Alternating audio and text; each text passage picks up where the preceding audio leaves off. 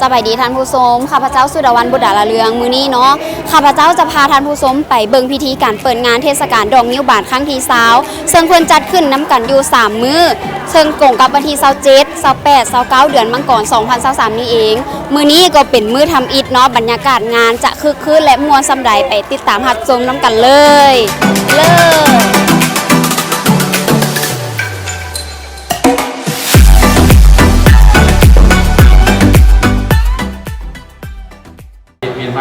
ในตอนนี้เนาะเขาก็เข้ามาในงานกันแล้วซึ่งนี้ก็จะเป็นบรรยากาศหน้าเวทีเนาะอีกน้อยหนึ่งจะมีพิธีการเปิดพิธีอย่างเป็นทางการนั่นเองเอาไปกันเลย2 1ขอเชิญตั้งแต่ว่า8 9ขอเสียงตบมือดังๆให้กับพิธีเปิดอย่างเป็นทางการงานเทศกาลดอกนิ้วบานครั้งที่3ประจำปี2023หลังจากที่เปิดพิธีกันแล้วเนาะต่อไปนี้ก็จะเป็นการประกวดนางสาวดอกนิ้วบานและนางสาวท่องเที่ยวประจำปี2023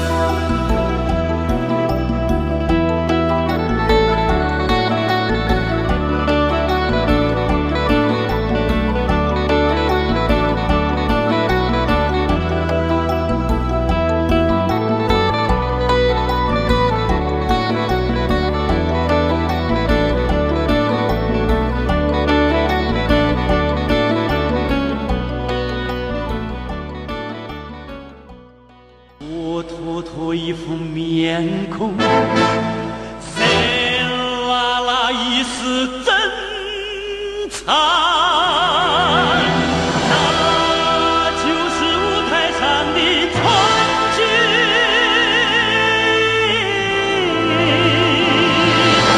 川剧中的变。